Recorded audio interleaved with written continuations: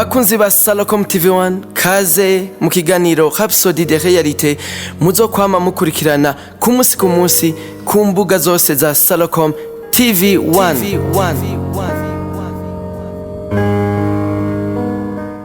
Amahoro y'Imana abane namwe mwebwe mwese muriko muradukurikirana. Kaze mu kiganiro Rhapsody de Realite mushikirizwa na Irambona Guilain. Nkuko mubizi ubu ikiganiro kiba kigizwe n'ibice bitatu.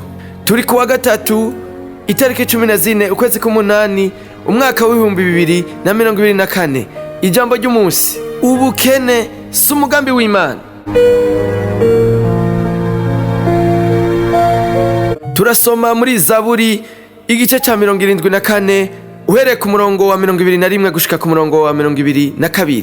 Impazwa yoye kugaruka iteterewe, umugorwa n'umukene nibashime izina ryawe. Mana haguruka wiburanire, ibuka yuko ikijuju ciriza umunsi kigutuka. Iyo Zaburi ya 74 irimwo isengesho ryiza ry'umuvugishwa Azafu.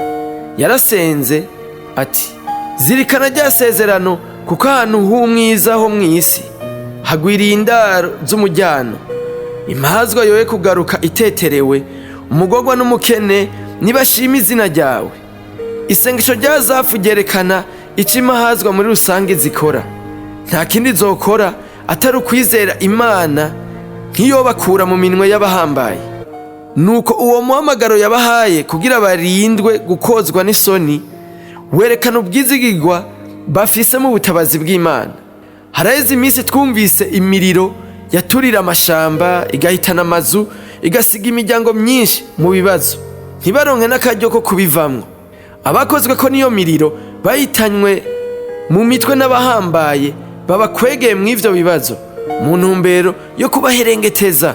Aho harimwo abakene n'abarushwa dutegerezwa gusengera.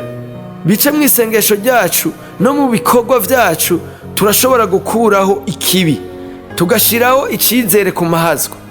Ubufasha bw'amafaranga ntibukwiye, inyigisho no gutegurwa ni nkenegwa. Ikindi gikuru mu gusabira abo bakene, mu kurondera ubuntu n'ubwiza bw'Imana kugira ibigura amaso babone ivyiza biri imbere yabo, ibahe n'uburyo bwo kubivamwo. Dusome muri Zaburi 33 umurongo wa 5. Akunda kugoroka n'imanza zibereye, isi yuzuye imbabazi z'Uhoraho. Ubukene si umugambi w'Imana. Turashobora gusoma no muri Luka igice ca 4 kuva ku murongo wa 18 gushika ku murongo wa 19. Yesu avuga ati: Mpwemu Uhoraho ari kuri jewe, nico catumye andobanuza amavuta kugira ngo mbwire aboro ubutumwa bwiza.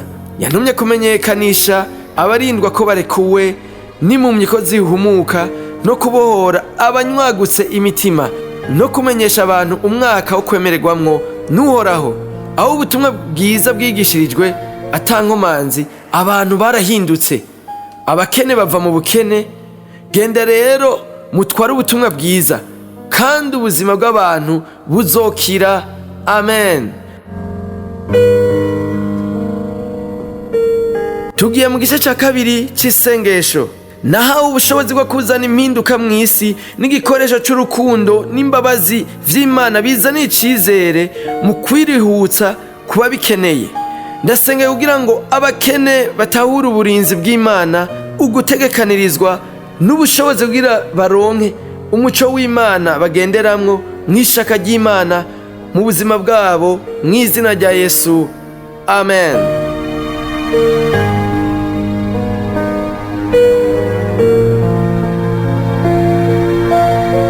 Tugiye ku gice ca gatatu c'isengesho ryo kwihana. Ndabatumirira ngo mukurikire amajambo tugiye kuvuga, namwe muyasubiramwo inyuma yanje. Mwami Imana, ndemera n'umutima wanje wose Yesu Kristo umwana w'Imana nzima. Ndemera ko yapfuye ku bwanje, ndatuje n'akanwa kanje ko Yesu Kristo ari umwami w'ubuzima bwanje. Kuva uyu munsi muri we no kubw'izina ryiwe mfise ubuzima buhoraho, ndicaremwe gisha. Urakoze gukiza umushaha wanje, kuva ubu mpindutse umwana w'Imana.